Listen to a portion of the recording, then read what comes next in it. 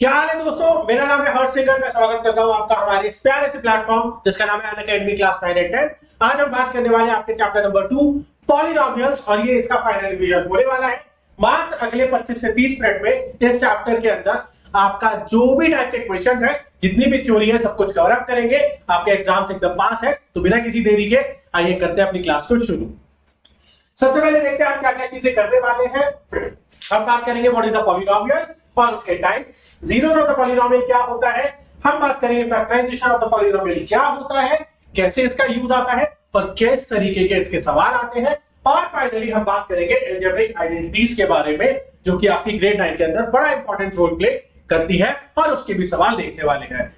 इससे पहले कि हम आगे चले, मैं आपको एक बात बता देता हूं। अनअकैडमी का लार्जेस्ट जो एक इवेंट है, जो एक आपका आप बच्चों के लिए हम एक बहुत बढ़िया सी चीजें यहां पर करते हैं, वो होने वाला है 1 मार्च को।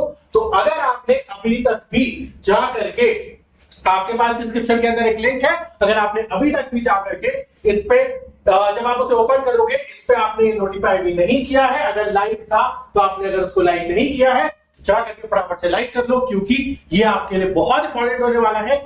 1 तारीख को बड़े अमेजिंग सरप्राइजेस, बड़े अमेजिंग से सेलिब्रिटीज जिनसे आप मिलोगे, आपको बड़ा मजा भी आएगा, थोड़ा लाइटर भी हो जाएगा मूड। लेकिन 10th के लिए बहुत अमेजिंग से ऑफर्स आपके लिए आने वाले हैं, तो जरूर चाहिएगा, आपको बड़ी हेल्प मिलेगी। ठीक है, आइए वापस आते हैं अपने टॉपिक के ऊपर और करते हैं अपनी इस कहानी को शुरू। सबसे पहले व्हाट इज अ पॉलिनॉमियल। बेटा देखो, आपने अलजेब्रा पढ़ा, आपने अलजेब्रिक आइडेंटिटीज पढ़ी, आपने अलजेब्रिक एक्सप्रेशंस पढ़े। तो ऐसे अलजेब्रिक एक्सप्रेशंस जिनके अंदर सिर्फ और सिर्फ आपके जो वेरिएबल्स होते हैं उनकी पावर एक नेचुरल नंबर हो, उनको पॉलिनॉमियल बोलते हैं। क्या मतलब हुआ सर इस बात का, कुछ समझा नहीं। बेटा देखो, 2x x की पावर 1 है, ये लिखा हुआ है। यहां पर y की पावर 1 है, यहां पर y की पावर 2 है, यहां पर t की पावर 3 है, यहां पर t की पावर 2 है। सर अगर हम पावर को देखें तो वो एक नेचुरल नंबर है, वो एक फ्रैक्शन नहीं है, वो एक नेगेटिव नंबर नहीं है, वो एक पॉजिटिव काउंटिंग नंबर है, यानी कि आपका नेचुरल नंबर है।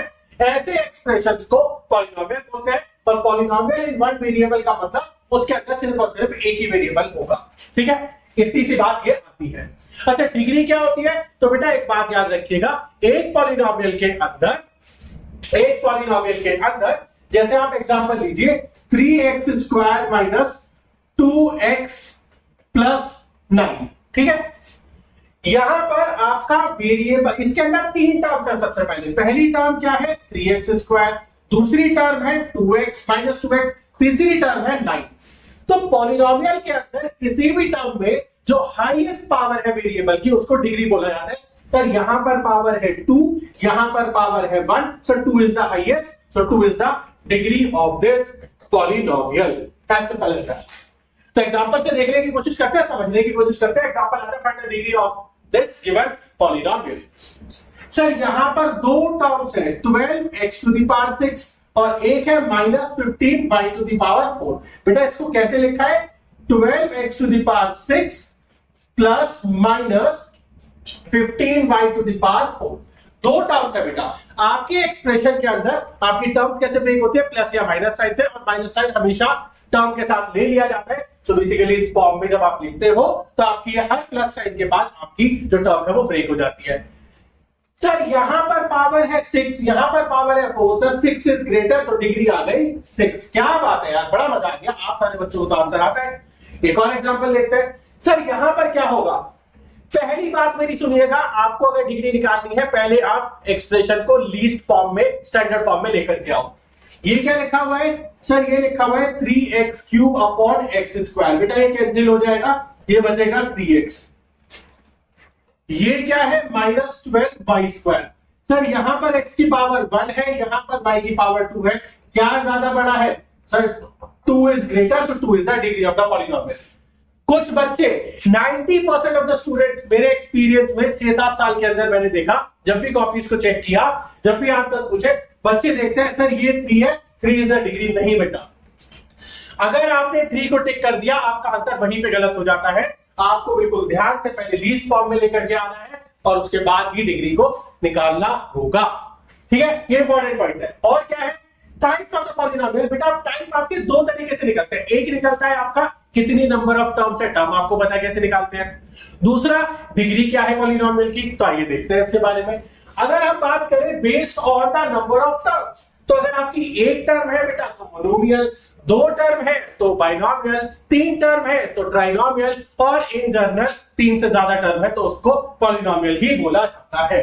क्या हुआ, अगर आपकी एक टर्म है तो मोनोमियल, दो है तो बाइनोमियल, तीन है तो ट्राइनोमियल, और ये इन जनरल बोला जाता है, इन जनरल बोला जाता है। ठीक है, ये बड़ी इंपॉर्टेंट बात है।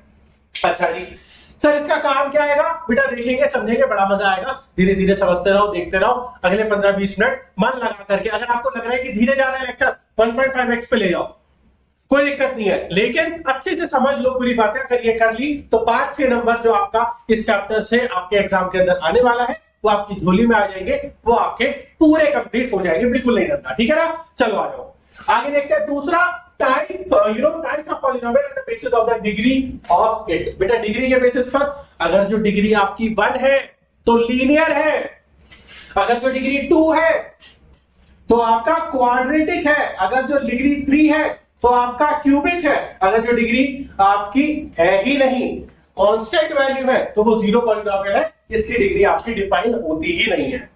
ठीक है, अच्छा जी। सर अगर डिग्री 4 है बाई क्वाड्रेटिक, डिग्री 5 है बेटा उसके बारे में बात ही नहीं करेंगे, उनका कोई जनरल नाम नहीं है, वो इन जनरल पॉलिनोमियल्स के नाम से ही जाने जाते हैं। ठीक है, पर ये याद रखिएगा, ये इंपॉर्टेंट, और इसमें भी ये आपका पीछा नहीं छोड़ेगा क्वाड्रेटिक वाला। इसको फैक्टराइज भी करो, इसकी आइडेंटिटी भी पढ़ो, इसको ग्रेड 10th में भी पढ़ो, ग्रेड 10th के अंदर क्वाड्रेटिक इक्वेशन भी पढ़ो, ग्रेड 11 12 और जब तक मैथ्स पढ़ते रहोगे ये क्वाड्रेटिक पीछा नहीं छोड़ने वाला।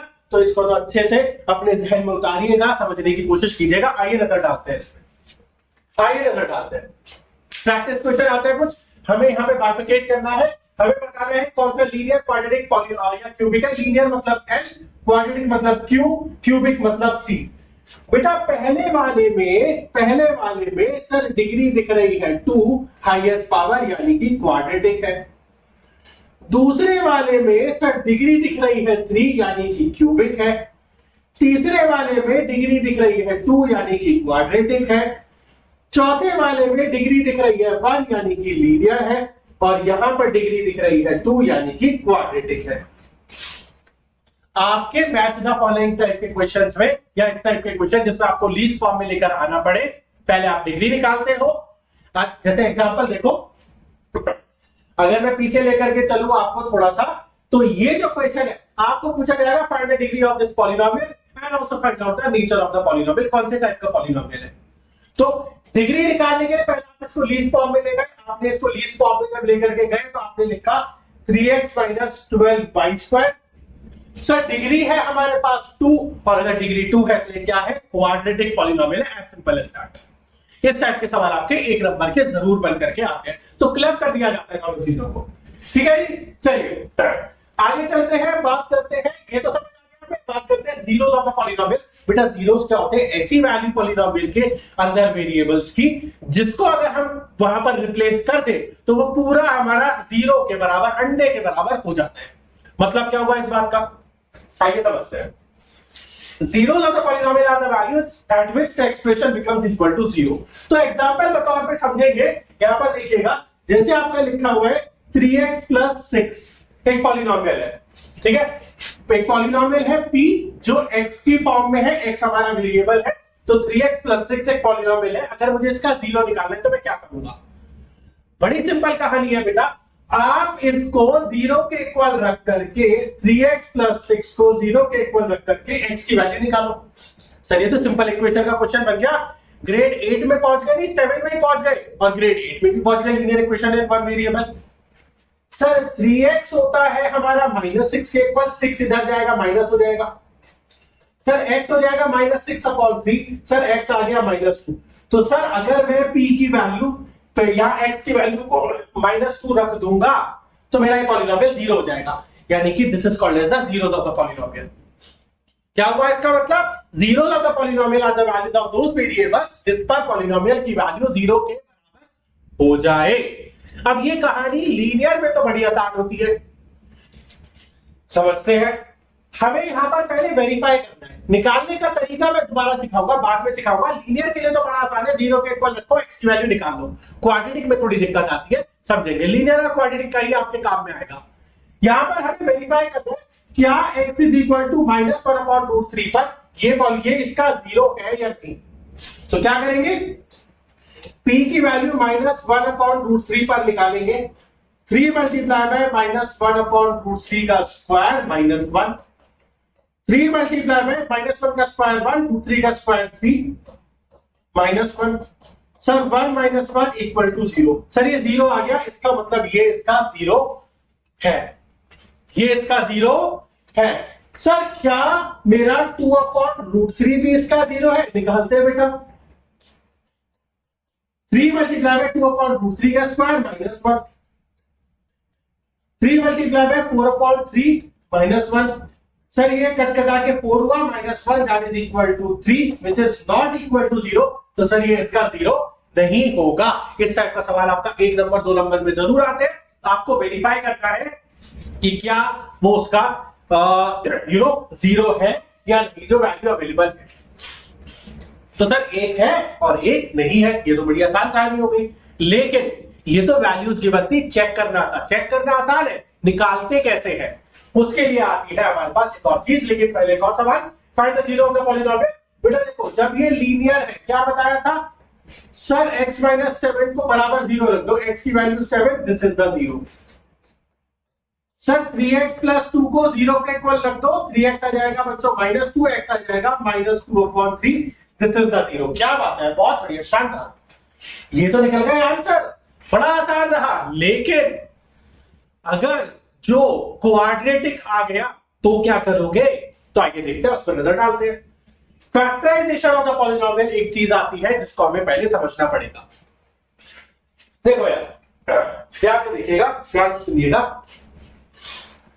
If px is the polynomial, if px is the polynomial of degree जिसकी डिग्री हमारी 1 से ज्यादा है, लीनियर के बारे में बात नहीं कर रहे, क्वाड्रेटिक, क्यूबिक या कुछ भी हो सकती है, and a is any real number, then x minus a अगर जो उसका फैक्टर है, फैक्टर मतलब सर आप लिखते हो 12 को लिख सकते हो 2 मल्टीप्लाई बाय 6, इसको लिख सकते हो 3 मल्टीप्लाई बाय 4, सो 2 3 4 6 सब इसके फैक्टर है, क्योंकि इसको डिवाइड कर देंगे पूरा।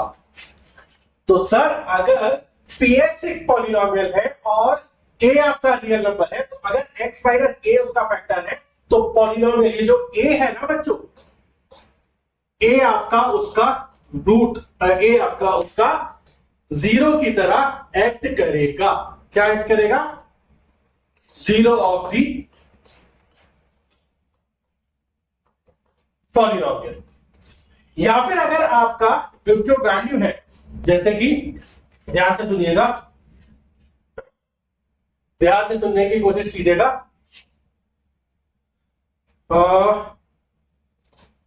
3x माइनस, ठीक है, ये आपका एक पॉलिनोमियल है। तो अगर मैं यहां पर इसका 0 निकालूंगा तो वो क्या हो जाएगा? 2/3 आएगा। आप सॉल्व करके देख सकते हो। तो ये जो मेरा पॉलिनोमियल है ना बच्चों, px, ये मेरा x माइनस 2/3 से कंप्लीटली डिवाइड हो जाएगा। ये बात चल रही है यहां पर, ये बात यहां पर चल रही है, ठीक है। अगर एक पॉलिनोमियल का रूट है कुछ, तो x minus the variable minus that value is going to be the factor of it. Vice versa, अगर ये इसका फैक्टर है तो x माइनस के बाद जो वैल्यू लिखी है वो उसका रूट हो जाएगा। एग्जांपल की हेल्प से समझते हैं। Examine whether x plus 2, examine whether x plus 2 is the factor of this or not, and of 2x plus 4 also। तो sir as per factor theorem इसको मैं लिख सकता हूं x माइनस -2, इसमें तो कोई प्रॉब्लम नहीं है ना, x माइनस -2। हमने क्या बोला था, अगर कोई चीज x माइनस a की फॉर्म में है और अगर वो फैक्टर है, तो पॉलिनोमियल जो a पर होगा वो 0 के इक्वल होगा। अगर जो हो गया तो वो उसका रूट है, वो उसका फैक्टर है, वरना नहीं होगा।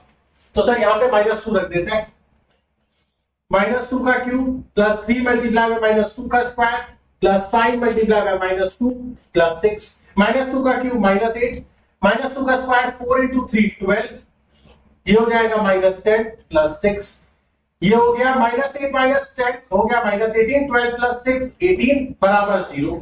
सर ये तो इसका फैक्टर है, ये तो इसका फैक्टर है। x प्लस 2 इससे डिवाइड, पूरे इसको पूरा डिवाइड कर देगा, क्योंकि ये -2 पर ये पॉलिनोमियल की वैल्यू 0 हो गई। मैं बिना चेक करे बता सकता हूं कि ये इसको पूरा डिवाइड कर देगा।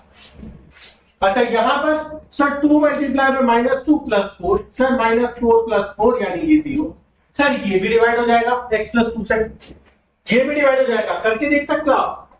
Cross verify 2x plus 4 x plus 2, बेटा 2 से मल्टीप्लाई करो, 2x प्लस 4 कट पिट के 0, पूरा डिवाइड हो गया। ये ऐसे तो करते हैं, ग्रेड 8 के अंदर आपने सीखा है कैसे डिवाइड किया जाता है। सेम जब आप x cube plus 3x square plus 5x plus 6 को डिवाइड करोगे x प्लस 2 से, कंप्लीटली डिवाइड हो जाएगा, क्योंकि फैक्टर थ्योरम के अकॉर्डिंगली ये वाली चीज यहां पर 0 के इक्वल आ रही है, और अगर आ रही है तो वो उसका फैक्टर होने वाला है। ठीक है, बड़ी इंपॉर्टेंट कहानी है, इससे आपके 3 नंबर के सवाल बनते हैं और ये बड़ा इंपॉर्टेंट आपके लिए बन जाता है। ठीक है, अच्छा जी, find value of k if x minus 1 is the factor of beta, factor of it beta x minus a की फॉर्म में होता है, तो यहां पर a की वैल्यू बाय कंपैरिजन 1 आ गई, तो ये जो पॉलिनोमियल है at 1 should be equal to 0। Sir 4 multiply by 1 cube plus 3 multiply by 1 square minus 4 multiply by 1 plus k बराबर 0। सर ये बचा 4 प्लस 3 माइनस 4 प्लस k बराबर 0, 4 कैंसिल हो गया, 3 प्लस k बराबर 0, k कितना आ गया बच्चों -3। 2 नंबर का सवाल था, लिख के क्वेश्चन है, आराम से होते जा रहे हैं। कुछ था इस सवाल में, अगर आपको जो पता है x माइनस 1 इसका फैक्टर है, तो a जो है वो 1 हो गया, पॉलिनोमियल ये 1 पर, इसकी वैल्यू 0 हो जाएगी। आपने वैल्यू पुट करी, आपके पास k का आंसर आ गया। अगर जो आपको ये चीज याद आ जाती है तो 2 नंबर 3 नंबर आपकी झोली में, आपके मार्क्स पक्के, और जो नहीं याद आती तो बैठे रह जाना, सोचते रह जाना, कुछ नहीं होने वाला। ठीक है, समझ आई बात? बहुत बढ़िया। अब फैक्टराइजेशन कैसे करते हैं, ये आता है इंपॉर्टेंट पॉइंट। देखो अभी तक हमने क्या देखा, हमारे टाइप्स ऑफ पॉलिनोमियल्स देख लिए, हमने ये देखा कि पॉलिनोमियल का फैक्टर कैसे निकलेगा, रूट कैसे निकलेगा, लेकिन लीनियर का तो देख लिया, क्रॉस वेरीफाई करना तो देख लिया कि क्या वो उसका रूट है या नहीं, उसका 0 है या नहीं, वो तो हमें समझ आ गया। लेकिन अगर मुझे 0 निकालने हैं क्वाड्रेटिक के, तो कैसे करेंगे बेटा, मिडल स्प्लिटिंग टर्म ग्रेड 8 के अंदर भर भर के प्रैक्टिस करी है। आइए देखते हैं। सर एक्स स्क्वायर का कोफिशिएंट और कांस्टेंट वैल्यू 3 इंटू 10 होता है सर 30। सर इसको फैक्टर्स में ब्रेक करते हैं, 1 और 30, सर 2 और 15, सर 3 और 10, सर 5 और 6। ऐसा पेयर लेना है जिसका सम या डिफरेंस एक्स के कोफिशिएंट के बराबर हो जाए। बेटा इनका जो सम है 5 प्लस 6 वो इसके इक्वल है, 3x square minus 5 plus 6 times x plus 10, 3x square minus 5x minus 6x plus 10। यहां से आपने x कॉमन लिया तो ये बचा 3x माइनस 5, यहां से -2 कॉमन लिया तो 3x माइनस 5। बेटा 3x माइनस 5 कॉमन आ गया, बच गया x माइनस 2। अब इधर फैक्टराइज हो गए ना, आपको क्या बोला था, अगर आपको 0 निकालने, ये तो हो गया फैक्टराइज। अब अगर आपको इसी के 0 निकालने तो आप क्या करोगे, इसको बराबर रखोगे 0 के। बेटा 2 चीजों का प्रोडक्ट 0 कब आ सकता है, या तो पहला वाला 0 के इक्वल हो या दूसरा वाला। So when x minus 2 equal to 0, x की वैल्यू आ गई 2। When 3x minus 5 equal to 0, तो x की वैल्यू आ गई 5/3। These two are the zeros of this polynomial।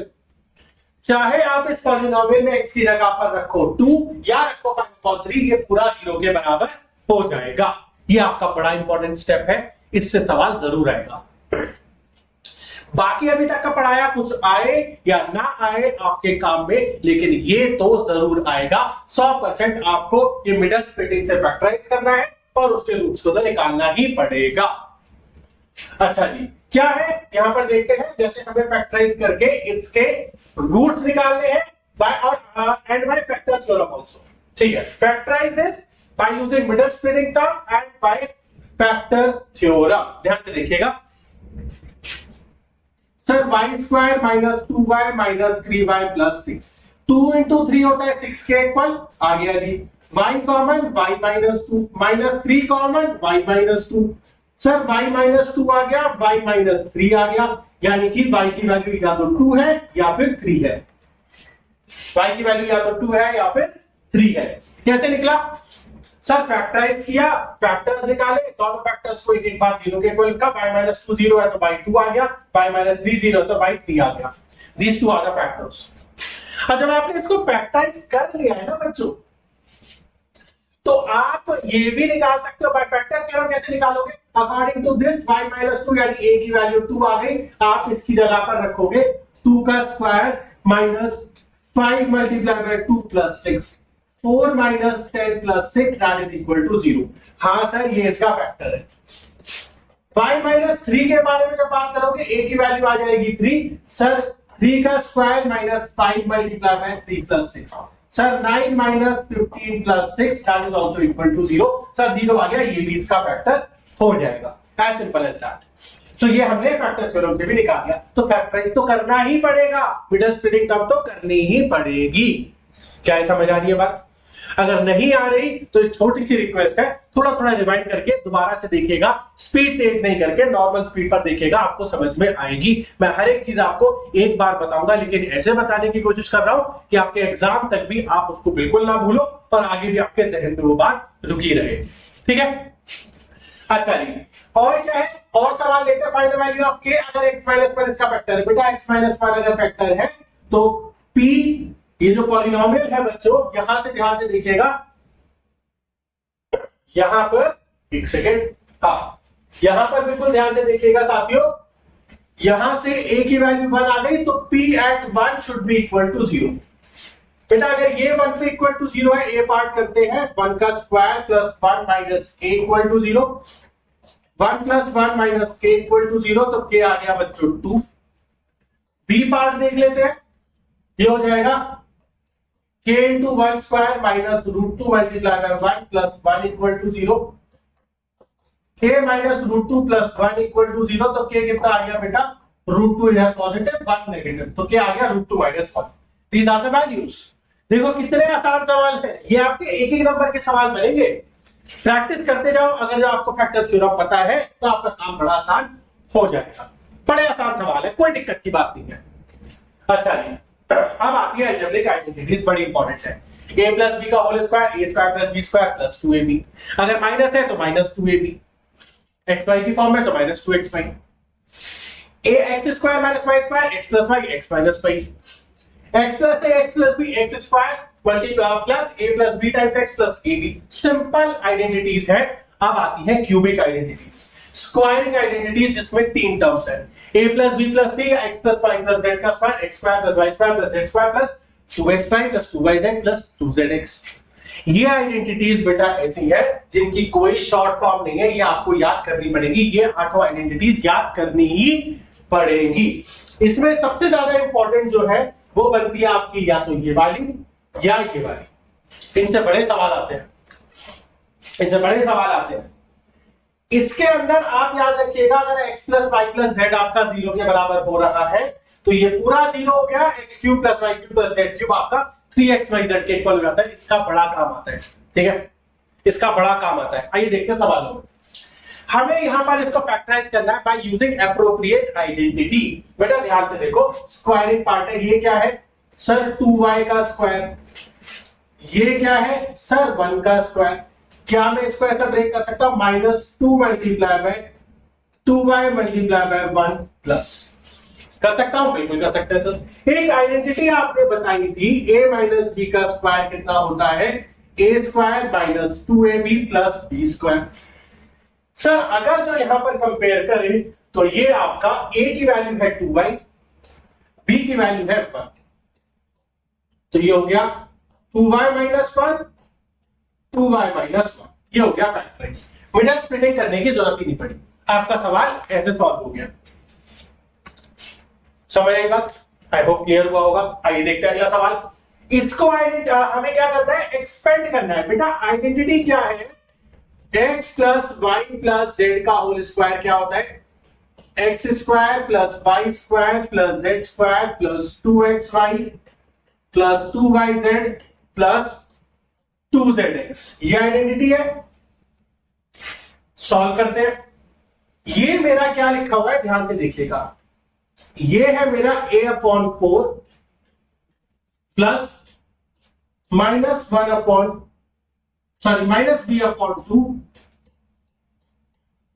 Plus 1 whole square, है ना। अब यहां पर x की वैल्यू है a/4, y की वैल्यू है -b/2 और z की वैल्यू है 1। तो एक्सपेंड कर देते हैं।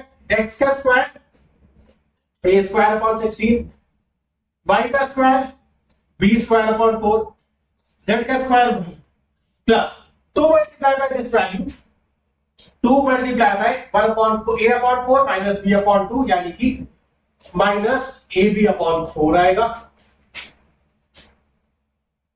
इनका प्रोडक्ट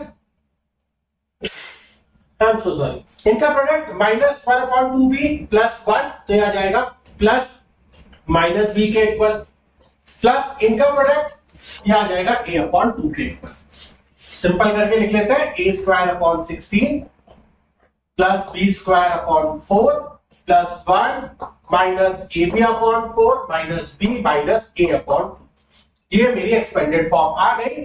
अगर जो आपको ये नहीं पता होती तो आप क्या करते, 1/4a minus 1/2b plus 1 multiply by 1/4a minus 1/2b plus 1, फिर हर एक टर्म को, पहले वाले की हर एक टर्म को दूसरे वाले के हर एक टर्म से मल्टीप्लाई करते और उससे एक्सपेंड करके लाइक टर्म्स को कैलकुलेट करते, एक तरफ लेकर के आते, तब ये निकलता। लेकिन अगर आपको आइडेंटिटी याद है तो आपका काम बड़ा आसान हो जाता है। अब one of the most important and one of my personal favourite question जो आता है वो आता है ये, ध्यान से देखिएगा। सर ये लिखा हुआ है मेरा 2x का होल स्क्वायर, ये लिखा हुआ है 3y का होल स्क्वायर, सर ये लिखा हुआ है 4z का होल स्क्वायर, प्लस में चल रहा है, प्लस 2 मल्टीप्लाई बाय, सर अगर मैं 2x और 3y करता हूं तो हां सर ये आएगा माइनस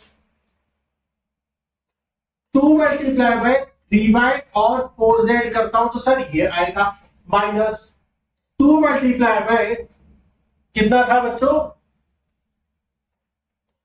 2x एंड 4z करता हूं तो ये आएगा। सर मैं आपकी सारी बात मानता हूं, ये मैं आपकी पूरी सारी की सारी बात मानता हूं बच्चों, मैं भी मान रहा हूं आपकी बात सही लिखा हुआ है, ये बिल्कुल सही लिखा हुआ है। लेकिन दिक्कत क्या है, दिक्कत ये है कि आपकी आइडेंटिटी होती है x plus Y plus Z का whole square is x square plus Y square plus Z square plus 2x plus 2yz plus 2zx, सब कुछ प्लस में चलता है।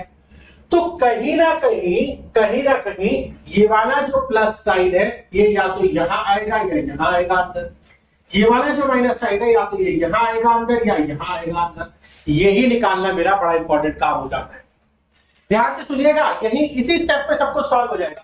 बेटा जहां पर माइनस साइन है ना उसके अंदर देखो कौन सा वाला वेरिएबल कॉमन है। सर यहाँ पर y और z है, यहाँ पर x और z है, z कॉमन है तो ये माइनस साइन का मैं करूंगा प्लस, ये -4z, ये प्लस, ये -4z और ये भी -4z का स्क्वायर लिख सकता हूं, क्योंकि +4 का स्क्वायर और -4 का स्क्वायर 16 होता है। आप ध्यान से देखिएगा ये क्या लिखा हुआ है, 2x का होल स्क्वायर प्लस 3y का होल स्क्वायर प्लस -4z का whole square plus 2 into x into क्या कहता है 2x 3y plus 2 into 3y minus 4z plus 2 into 2x minus 4z। तो इसको मैं लिख सकता हूं 2x plus 3y minus 4z का होल स्क्वायर। अब बस आप इसको फैक्टराइज कर दो, 2x plus 3y minus 4z,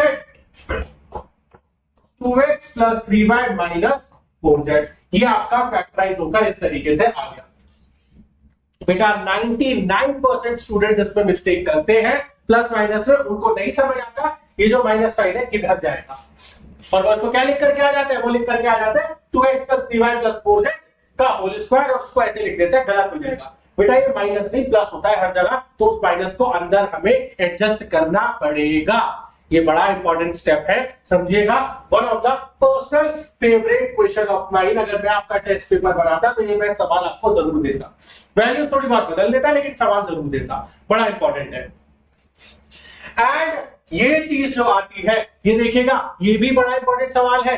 वैसे तो इसकी वेटेज 1 नंबर की है, अगर मैं बोलूं आपको x plus Y plus Z 0 है तो इसकी वैल्यू निकालो और ऑप्शन में 0 1 2 3 दे दूं तो 3 के इक्वल आएगा। कैसे आएगा ध्यान से देखिएगा सर। आइडेंटिटी थी X cube plus Y cube plus Z cube minus 3xyz is equal to X plus Y plus Z multiply में बहुत कुछ था सर। सर अगर ये 0 है तो ये पूरा 0 के इक्वल हो जाएगा। तो sir X cube plus Y cube plus Z cube मेरा 3xyz आ गया। बेटा xyz नीचे ले आओ लेफ्ट साइड में। X cube plus Y cube plus Z cube, इधर xyz, इधर xyz, इधर xyz इक्वल टू 3। अगर जो आपने इसको सॉल्व किया तो ये इसी के इक्वल आएगा बेटा। x कर जाएगा X square upon Y Z, Y कर जाएगा Y square upon X Z, Z कर जाएगा Z square upon X Y equal to 3। हो गया प्रूफ। 2 स्टेप लिखने थे, अगर आइडेंटिटी याद थी तो 2 नंबर पक्के आपके। ये सवाल आपका एमसीक्यू में आएगा 1 नंबर का, प्रूविंग में आएगा 2 नंबर का और बड़ा आसान है। ठीक है, बहुत बढ़िया, शानदार। And now let's look at the last question जो कि इसी आइडेंटिटी के ऊपर है। ध्यान से देखिएगा बेटा, क्या बताया, X cube plus Y cube plus Z cube आपका 3xyz के इक्वल है if x plus Y plus Z equal to 0 है। बेटा यहां से x की वैल्यू है -12, y की वैल्यू है 7 और z की वैल्यू है 5। क्या ये 0 नहीं होता? होता है सर। तो बेटा ये किसके इक्वल हो जाएगा? -12 cube plus 7 cube plus 5 cube हो गया 3 times of -12 plus 5 sorry multiply by 5 multiply bye 7, ये हो जाएगा -36 मल्टीप्लाई बाय 35। निकाल लो बस। ये तो सॉल्व करना आसान है, ये तो आप कर सकते हो, ये तो करा जा सकता है, कोई दिक्कत की बात नहीं, हो जाएगा sir. And that is how we can solve the questions which are based on your chapter, that is polynomial. I hope आपको समझ में आया होगा पॉलिनोमियल क्या होता है, उसके टाइप्स क्या होते हैं, उसको फैक्टराइज कैसे करना है, फैक्टर थ्योरम क्या होती है, आइडेंटिटीज क्या होती है, कैसे सवाल आते हैं। अब सब कुछ हो गया। आप अपनी एनसीईआरटी उठाइए, अब 1 से लेकर आखिरी तक सारे सवाल आपके हो जाएंगे बड़ी आसानी से सॉल्व। ठीक है, चलिए, so that is all from my side. I hope आपको क्लास में मजा आया होगा। एक और चीज लास्ट में जाते जाते मैं आपको बोल जाता हूं, अगर तो आपने अभी तक भी इसको आप डिस्क्रिप्शन में जाएंगे, आपको एक लिंक मिलेगा हमारे इस इवेंट जिसका नाम है आरम, आप उस पर क्लिक कीजिए। अगर आपने अभी तक भी नहीं किया तो जाकर फटाफट से लाइक कर दो और नोटिफाई भी कर दो। ये आपके लिए बड़ा इंपॉर्टेंट होने वाला है। इसके अंदर आपको बड़े अमेजिंग सरप्राइजेस मिलने वाले हैं और आपके बड़े काम में आएंगे। ठीक है, चलिए, so coming back to the point, हमने कर लिया है चैप्टर पूरा कंप्लीट। आई होप आपको समझ में आया होगा। अगर आपके जहन में कोई भी डाउट है तो कमेंट सेक्शन में लिखना मत भूलिएगा, मैं पर्सनली उनके आंसर्स आपके लिए लेकर के आऊंगा। ठीक है, ये ऐसे लेक्चर्स आपको डेली मिलते रहेंगे आपके एग्जाम तक, आपके एक एक करके सारे चैप्टर्स हो जाएंगे कंप्लीट। सो अच्छे से पढ़ाई करो। All the best for your exam. See you in the another class. Bye bye everyone, signing of.